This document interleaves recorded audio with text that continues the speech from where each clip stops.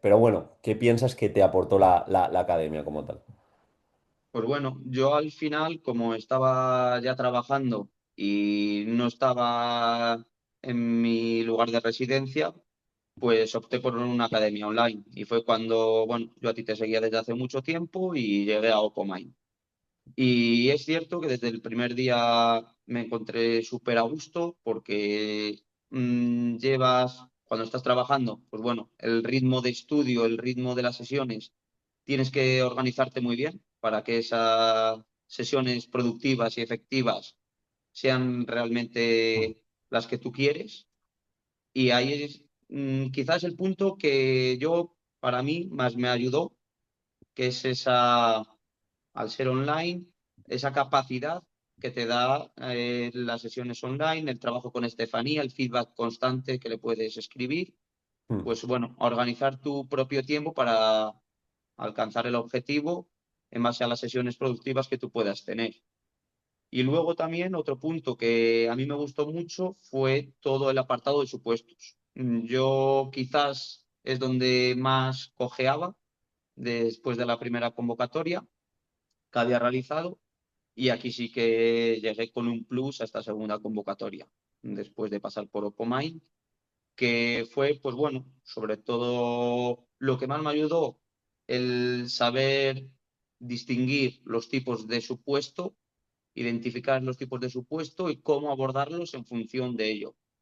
Y luego, cuando ya estás frente a un supuesto, tener una estructura muy clara, una guía de cómo hacértelo en tu cabeza y cuando tienes esa idea predefinida de qué tipo de supuesto tengo, qué tengo que hacer y una estructura clara con tres, cuatro puntos muy claros que los llevarías prácticamente en cualquier supuesto, al final es una estructura, eso te lleva en volandas a realizarlo en el menor tiempo posible y de la mejor manera.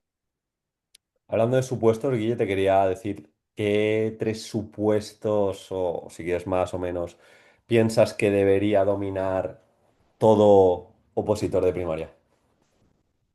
Bueno, pues si te digo tres, igual casi te abarco la mayoría y mira que hay, de supuestos que existen, porque al final son infinitos.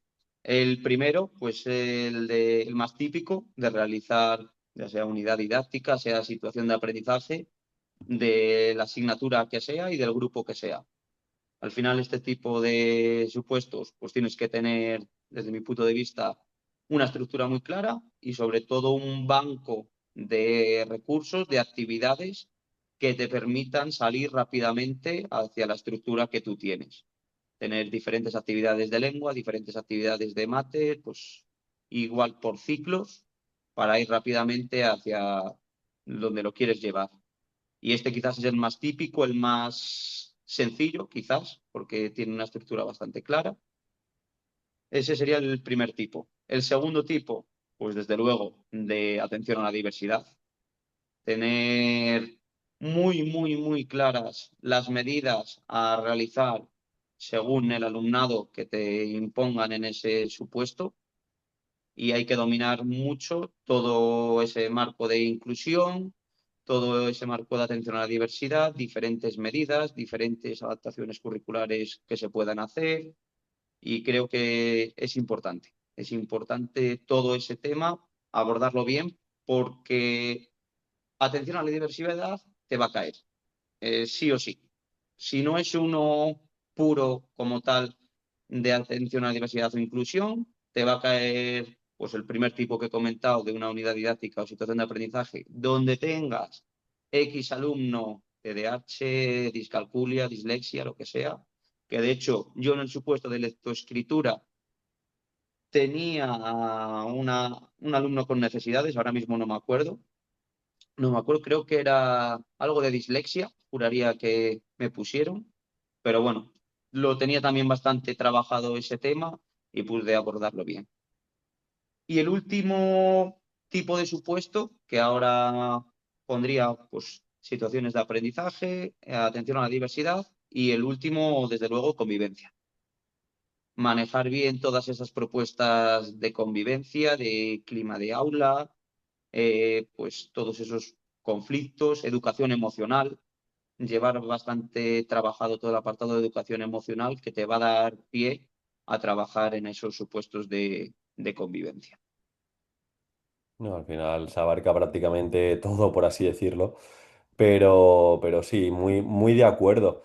Y ya pasando a la última fase de la entrevista, opositor, opositora, que va a empezar a estudiar o que está estudiando, ¿qué te funciona a ti, Guille? ¿Qué consejos prácticos darías para estudiar el temario de primaria de forma más eficaz?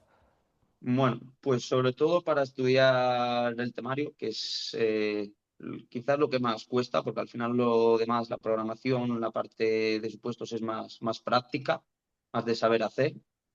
Pues el temario, que generalmente es memorístico, lo voy, lo escupo el día del examen, todo lo que me sepa allí en el menor tiempo posible, o en el que me dan, y ya está. Y al final eso creo que te condiciona mucho las horas de estudio que tengas que emplear. Al final hay gente muy buena memorizando y quizás le cueste menos, pero yo como consejo, y fue quizás el mayor cambio que tuve de la primera convocatoria a la segunda, no tanto un aprendizaje memorístico, sino saber explicar esos temas. Al final no lo dominas si tú a una persona que no puede no ser incluso del ámbito de la educación, si se lo explicas, te consigue entender. Y si pues sea el tema de lectoescritura, sea el tema de tutoría, lo sabes explicar, seguramente lo domines y puedas defenderlo aunque no te acuerdes exactamente de lo que ponía en la hoja 3 del tema 7. Y ese quizás yo creo que es el plus a la hora de estudiar el temario. Sí, muy, muy de acuerdo. Al final, si lo sabes explicar, pues bueno, es una capacidad de vocación, un pensamiento de orden superior, de aterrizar conceptos complejos y aquí tampoco estamos estudiando física cuántica, entonces, pues bueno, te va a permitir que el día del examen, cuanto más entrenes esa vocación, pues llegue y se dé esa habilidad de rescatar de la memoria, puedes rescatarlo. Entonces, muy, muy de acuerdo. Y ya, Sí, y ahí, uy, oye, perdón. Y en nada, relación a eso, pues bueno, algo que es lo que más nos cuesta, seguramente, pero que tanto Estefanía como tú siempre lo recalcabais, todo el tema de simulacros. nada. O sea, al final un opositor que no hace simulacros está ganando papeletas para que el día del examen falle algo. Sí, sí, le pase cualquier cosa, claro, claro, claro. El Al final, estímulo tal, conforme vas te a estar más entrenas y no le nervioso. estimulas toda esa capacidad, Mm, pues puede salir peor o puedes fallar en alguna cosa que crees que dominas, pero no lo has entrenado lo suficiente. mm. No, 100%. Y bueno, ahora una pregunta un pelín más desenfadada. ¿Cómo celebraste la plaza? ¿Cómo celebraste ya cuando fue oficial? Bueno, al principio mucha felicidad, la verdad, porque no me lo esperaba, no me lo esperaba para nada. Sabía que tenía una buena nota, pero bueno, con los méritos y demás, bueno, los famosos Excel que empiezan a aparecer, que toda la gente comienza a hacer. Yo salía con plaza, pero bueno, no era de los primeros ni mucho menos. Entonces tenía muchas dudas y al final, pues bueno, mucha felicidad y creo que al final, pues como todos, un poco lo sencillo y lo que hace todo el mundo. Pues bueno, celebrarlo con tu familia, con tus amigos, con mi pareja y celebrarlo con tu círculo más cercano.